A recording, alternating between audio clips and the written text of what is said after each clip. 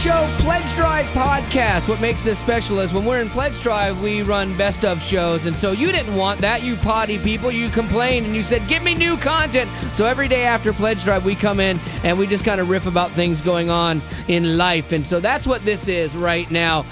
There's a couple things we need to address. Apparently, we are coming up on the show's 1-year anniversary. Yeah. I didn't realize that. You got a nice note from our boss who kind of put this whole thing together, did you not, Zach? Yeah, it's very nice. Yeah, what'd he say?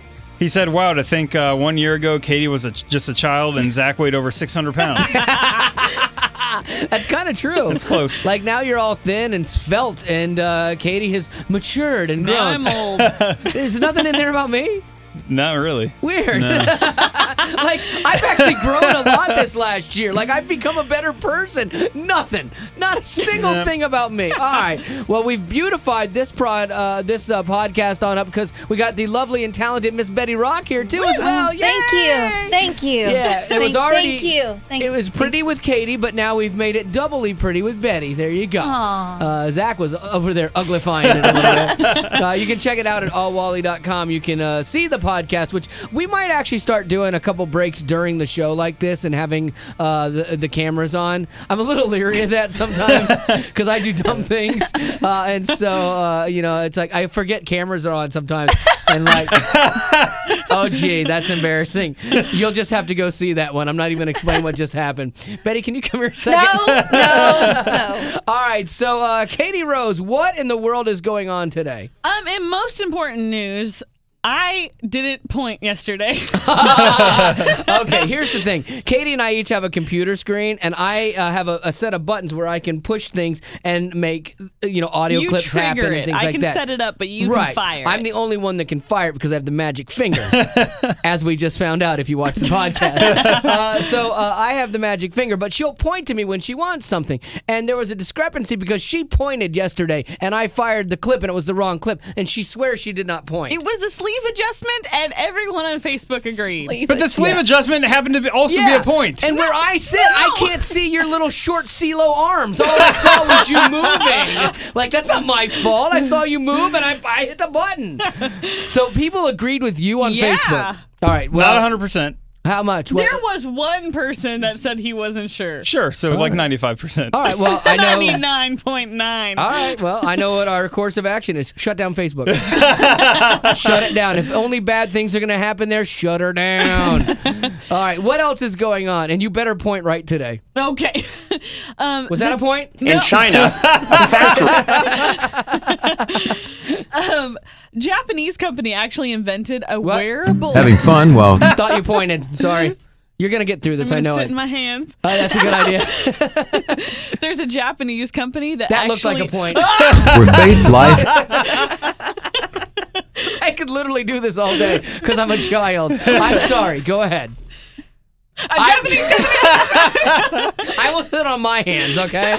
There we go. There's a Japanese company that invented a wearable tail. The story doesn't even matter. Are you kidding me? Like, the Japanese people, they've done great things with clocks, clock radios, technology, computers, things like that. This is like really in depth. It synchronizes with your brain. So if you're happy, this tail wags. Like, I never thought I need a tail. No one knows how I feel. Yeah, like who needs it? Like, who thought this was a good idea? I understand sometimes it's baby steps in science, though, because the idea of being able to have something that triggers off of your brain and shows, in a 3D world, like what you're thinking and stuff like that. Like, that's like the next level thing. But it's like they don't know how to do anything with it yet. Like, you have the technology, like, I don't know, slap a tail on it. Like, yeah, that sounds like a good idea. That made it up through the ranks of like a bunch of people that are investing money in this. That like literally somebody went, yeah, I'll sign off on that. Run that across my desk. Put a tail on it. I'm in. Like, that's insanity. It's horrible. But yeah, but maybe that will lead to better technology. Like, if you look at the space program, there are so many things we have today, like Velcro, that it was invented for the space program. So who knows where these tails are going to lead, man? Heads or tails? I don't know where it's going to go. A little bumpy start for the iPhone 5. They had a problem in China recently. Really? In China, a factory that makes iPhones had to be shut down after 2,000 workers got into a brawl. Yeah, the brawl was captured on 10,000 iPhones. Really? I hadn't heard that. 2,000 of the employees just started fighting. That's awesome. And meanwhile, Zach's like, "Where's my iPhone?" I know. Get to it. Come on. He's at the Verizon store every day. Is my iPhone in? Is my iPhone in? They're like, "We haven't put down the rebellion yet. As soon as the rebellion has been quelled, you will get your iPhone. Now leave." And the economy's tough for everyone right now, but some people are doing creative things to try to save their houses and that kind of thing. And there's one woman who is doing that. That was a point, right? That is a point. We're coming back. I just want to make sure that was a... Okay. We should get a dog. Like She's kind of adjusting her sleeve, though. Yeah, that could have been either way. Yeah. And thank you for using that finger. We actually should get a dog, like a hunting dog, a pointer dog, because they're very precise. And I would know that was, when it went like that, I would know that it was pointing. Okay. He'll replace you soon. Here we go. A woman in Tampa, Florida, who is in danger of her being foreclosed on, they're going to take her house, put a giant sign on her roof reading, "Obama, please save my home." To which Obama said, "Hey, lady, I'm trying not to get thrown out of my own house, okay? Just worry about your house. Just worry about your house." That's awesome. Do you guys remember after Obama got elected, the one lady that was like, "I'm not going to have to worry about paying my bills or putting gas in my car"? How'd that work out for you? Like, I just love the mentality of so many people. You can't afford gas in your car. Yeah, there were so many people that honestly voted like that. Like, they literally thought that this person meant that they didn't have to pay for anything anymore. Like, that's the scary thing about not knowing what you're voting for or who you're voting for. Like, just voting for what people tell you or watching one political ad and jumping in and being like, "Oh, that